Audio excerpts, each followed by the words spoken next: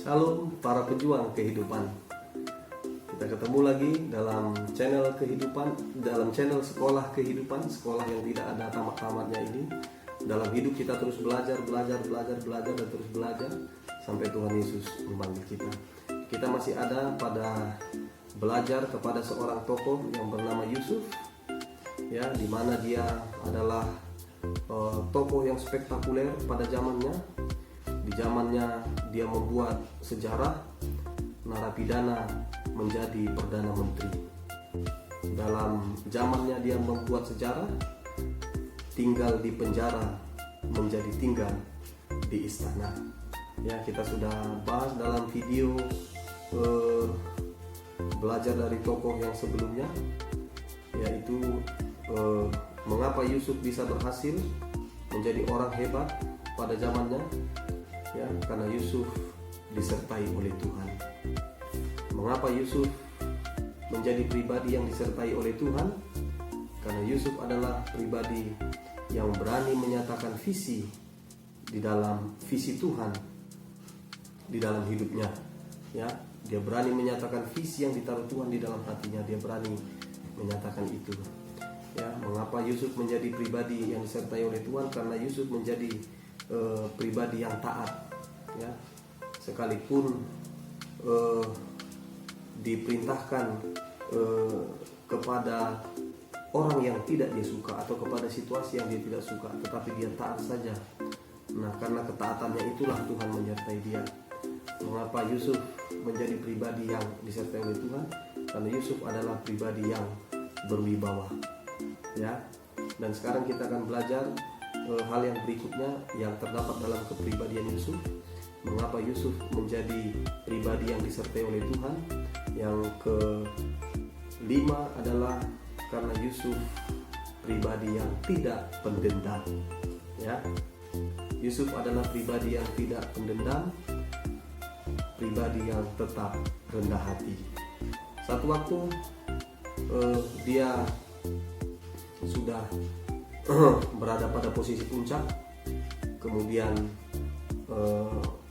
Ishak ayahnya dipanggil oleh Tuhan, maka dia berkabung. Habis hari perkabungan itu, maka saudara-saudaranya berkumpul, sesama mereka berkata, kalau sekarang habislah kita, sudah mati bapak kita, ya, kita hidup selama ini kan karena masih hidupnya bapak. Begitulah yang ada di pikiran mereka. Karena bapak sudah mati, mungkin ditebasi Yusuf lah. Kalau ini putuslah kita, kira-kira begitulah bahasa saudara-saudaranya. Ya, tetapi apa yang dikatakan Yusuf kepada saudara-saudaranya? Saya baca kepada kita Kejadian 50 ayat yang ke 20 sampai dengan 21. Demikian firman Tuhan.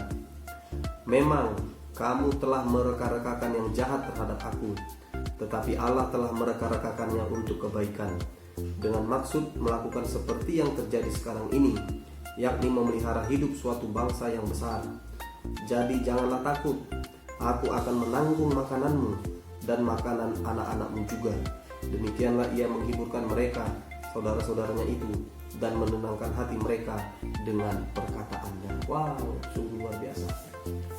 Mari kita belajar dalam hidup ini seperti Yusuf, ya, tidak pendendam, ya,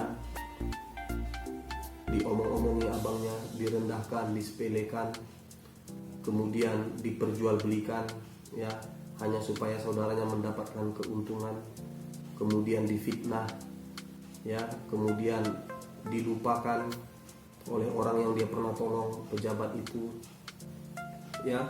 Banyak hal yang dialami oleh Yusuf ini, tapi Yusuf tidak pernah dendam, ya. Ketika dia menjadi perdana menteri, ya, dia bilang, dia tegaskan kepada abang-abangnya, memang kamu mereka-rekakan yang jahat terhadap aku, tetapi Tuhan mereka-rekakan kebaikan, ya, menjadi kebaikan, ya. Sekali lagi saya baca, memang kamu telah mereka-rekakan yang jahat terhadap aku, tetapi Allah telah mereka-rekannya untuk kebaikan. Karenanya Allah, Tuhan yang kita sembah itu adalah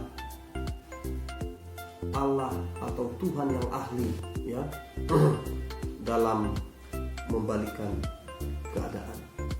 Ya, kalau saudaranya merancang yang jahat, tetapi rancangan yang jahat ini dibalikkan Tuhan menjadi sesuatu yang baik bagi Yusuf. Wow, luar biasa. Luar biasa. Nah, para pejuang kehidupan, kita belajar dari Yusuf. Jadilah kita pribadi yang tidak pendendam. Ya, sama halnya ketika dia sudah jadi Perdana Menteri, Alkitab tidak mencatat bahwa dipanggilnya Potifar atau dihukumnya tante Potifar, enggak. Sekalipun dia punya kewenangan atau punya kuasa untuk itu, ya, karena Potifar pada akhirnya posisinya di bawah Yusuf.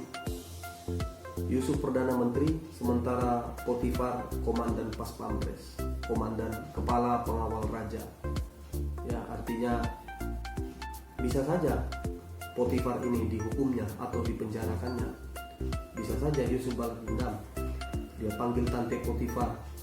Bisa saja tante Potifar dipenjaranya, dihukumnya, tapi itu tidak dilakukannya. Demikian juga dengan saudara-saudaranya. Bisa saja kalau dia dendam, dia ingat ketika dia dicampakkan ke dalam sumur yang kering, atau ketika dia direndahkan, dicemooh. Bisa saja, tetapi dia tidak melakukan itu. Malah apa yang dilakukan oleh Yusuf, ayat 21 dikatakan, jadi janganlah takut, aku akan menanggung makananmu dan makanan anak-anakmu juga. Artinya apa? Dia jadi berkat. Ya, ketika dia ada di posisi puncak, ketika dia berada pada posisi Perdana Menteri, ketika dia punya power, dia jadi berkat, bukan jadi ancaman, ya, tapi jadi berkat. Hal inilah yang membuat Tuhan menyertai Yusuf, karena dia menjadi pribadi tidak pendendam dan rendah hati. Ya, jadi kalau kita mau disertai oleh Tuhan, jadilah kita pribadi yang tidak pendendam, tidak menyimpan kesalahan orang lain.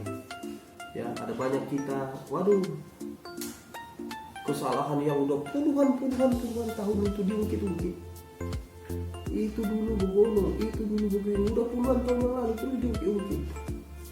Dendam artinya selalu mengungkit-ungkit kesalahan, itu dendam. Dendam artinya mengungkit-ungkit kejelekan, mengungkit-ungkit kekurangan, itu artinya dendam. Terus diungkit. Ya, orang yang model begini tidak akan disertai Tuhan. Orang yang suka mengungkit kejelekan, kekurangan orang, kesalahan orang, tidak akan disertai oleh Tuhan. Hanya orang-orang yang rendah hati, orang-orang yang tidak pendendam, itulah yang disertai oleh Tuhan. Jadi mari kita belajar dari kepribadian seorang tokoh yang spektakuler pada zamannya, yaitu Yusuf. Karena pada zaman itu dia mencatat sejarah narapidana menjadi Perdana Menteri. Wah, itu luar biasa. Dan Yusuf, dia melayani Tuhan. Lewat keberadaannya, maka terpeliharalah kehidupan bangsa Israel. Terselamatkanlah bangsa Israel dari kelaparan. Coba tadinya Yusuf, kalau dia tidak berkepribadian seperti yang telah kita pelajari, saya rasa bangsa Israel pun bisa habis, bisa punah karena kelaparan pada waktu itu 7 tahun berturut-turut. Ya, karenanya para pejuang kehidupan, mari kita belajar dalam hidup ini. Ya, ketika kita berada pada posisi puncak, jadilah berkat. Ya, orang yang jadi berkat ketika ada di posisi puncak, ingat, dia akan disertai Tuhan. Sekali lagi, orang yang ada pada posisi puncak dan dia menjadi berkat bagi keluarganya, bagi banyak orang, ya. Yusuf kan jadi berkat bagi keluarganya, abang-abangnya, dan dia jadi berkat bagi bangsa Israel, sehingga bangsa Israel tidak binasa karena kelaparan. Ya, ketika dia berada pada posisi puncak dan dia jadi berkat, dia disertai Tuhan. Itulah yang membuat Tuhan menyertai dia. Kepribadiannya itu, karakternya itu. Ya, bukan karena pangkatnya, bukan karena jabatannya, bukan. Karakternya. Dan dia dapat pangkat, dia dapat jabatan, dia dapat posisi itu karena Tuhan yang menyertai. Karenanya nama lain daripada Tuhan kita Yesus adalah Immanuel, artinya Allah beserta kita. Ya, demikianlah pelajaran kali ini.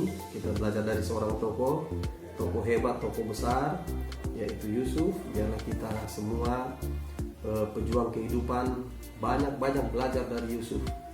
Ya, jadilah pribadi yang berani menyatakan visi yang ditaruh Tuhan dalam hati kita.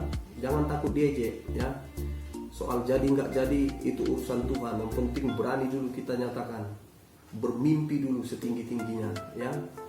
Biar di dalam itu Tuhan menyertai kita. Ya, jadilah pribadi yang taat, ya. Kalau disuruh Tuhan kita ke tempat yang tidak kita suka, jangan mengeluh.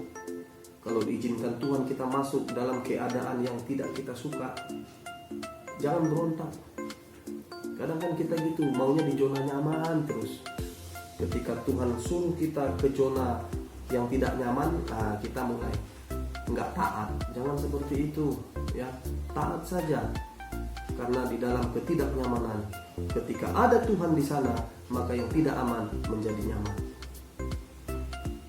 Ya, karena persoalan nyaman tidak nyaman bukan tempat, bukan situasi, bukan keadaan. Penyertaan Tuhan itu kuncinya. Itu kuncinya, ya. Ya. Jadi dalam hidup ini, apalagi di dalam dunia pelayanan, ya, dunia gereja, ya, tidak ada istilah lahan basah, lahan kering, nggak ada itu. Jemaat kaya, jemaat miskin, nggak ada itu. Ya. Dalam bekerja gitu juga, nggak ada lahan basah, lahan kering, nggak ada.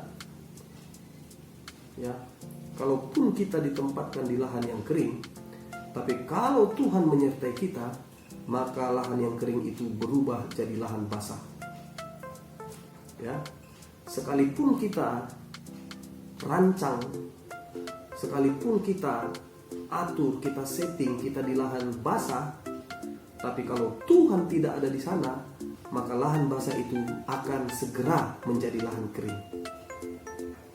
Oh ya, banyak itu terjadi. Dalam sekolah kehidupan ini banyak situasi itu kita lihat. Ya. Ya, jadi dalam hidup ini, ya, bukan soal kering, soal basah, ya. Ya, bukan soal berkelimpahan, soal berkekurangan, bukan. Dalam hidup ini, perjalanan kehidupan ini soalnya kita disertai Tuhan apa tidak. Itu persoalannya. Kalau kita disertai Tuhan, sekalipun kita diutus ke hutan, ingat, suatu waktu hutan itu akan berubah menjadi gedung-gedung pencakar langit. Karena apa? Tuhan adalah pribadi yang ahli membalikkan keadaan. Membalikkan keadaan. Membalikkan keadaan. Amin. Tetap semangat, tetap kita belajar. Demikian kita belajar dari pribadi tokoh Alkitab yang bernama Yusuf ini, kiranya menjadi motivasi, memacu dan memicu kita supaya kita hidup menjadi pribadi yang disertai oleh Tuhan. Sekian, Tuhan Yesus memberkati. Shalom.